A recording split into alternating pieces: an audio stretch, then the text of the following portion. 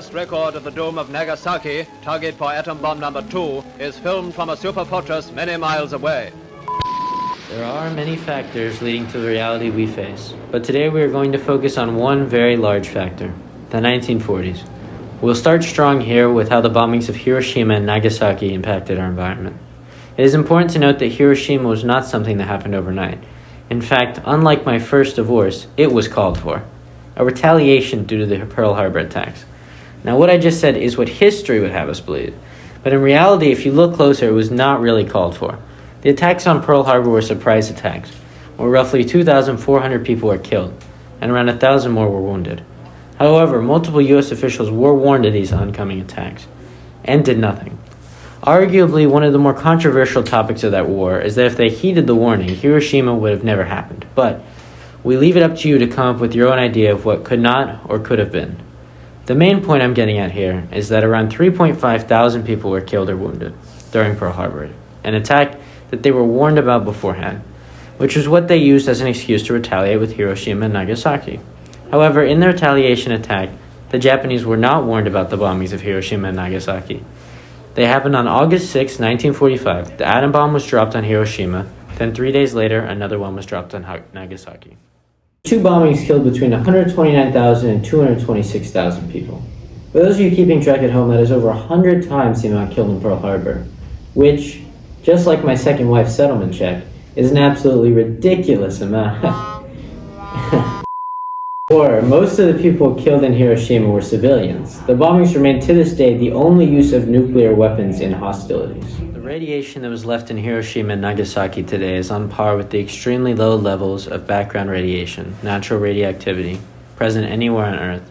In other words, it has no effect on human bodies to this current day.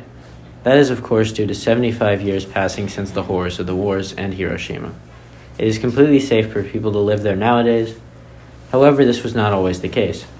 Roughly 80% of all residual radiation was emitted within the first 24 hours of the bombings.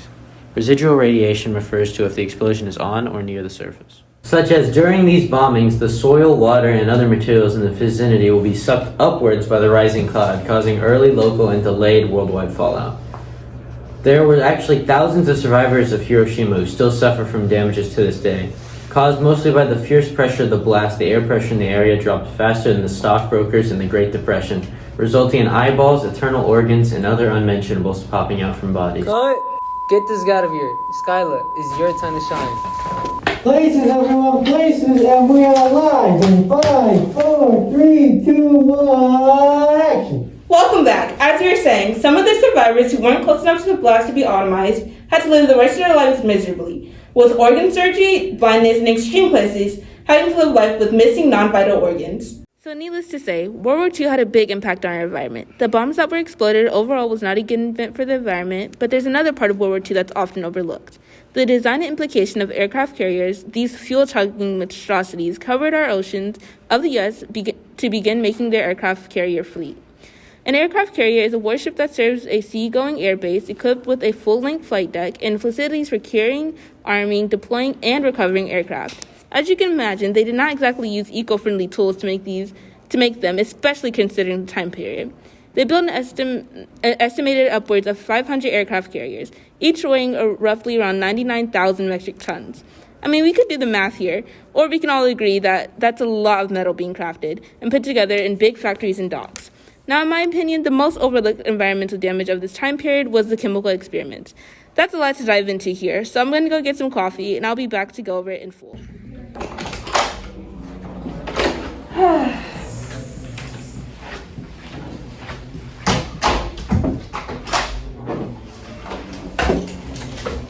Are you Skyla Spearman? Yes, what is this about? In that case, we're gonna need you to come with us. You're under arrest. You have a right to remain silent. Everything you say can and will be used against you in the court of law. You have a right to an attorney. Wait, what's going on?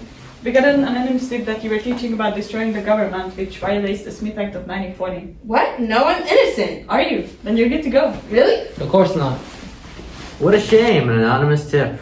Oh well, what a real tragedy. Looks like I'm back. Wait, I don't think that... Anyway, what are we on? Oh, chemical warfare, my favorite. Here we go again. Throughout history, chemical weapons have been destroyed many times, but the first and apparently the most intense occurred immediately after World War II in 1946 to 1948. During this period, the Soviet Army got rid of their stockpiles of chemical weapons that they had amassed by that time, which were honestly of such low quality and bad material that they might have been more dangerous to the Soviets' army than to their enemies. During these years, an estimated 60,000 to 65,000 metric tons of ypyriite and 14,000 metric tons of lewisite were taken out of circulation. One of the sites of destruction was in southern Kazakhstan, where great quantities of ypyriite unpackaged in munitions were destroyed in the hamlet of Ars.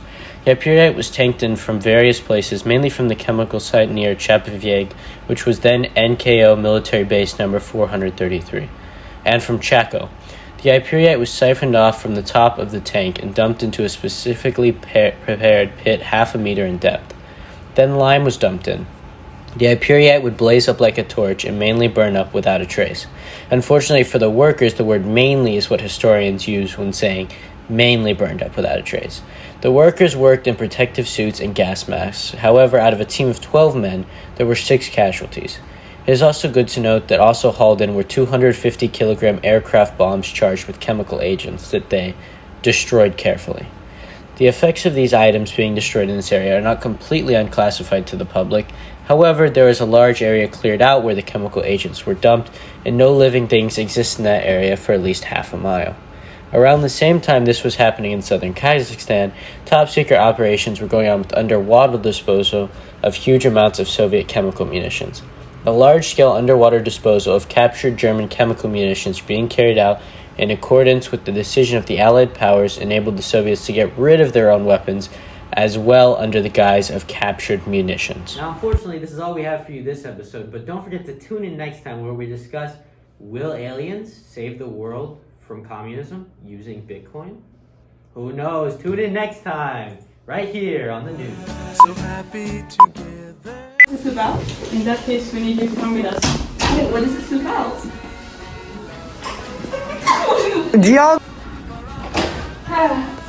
Coffee machine. You come with us. You're under arrest. You have.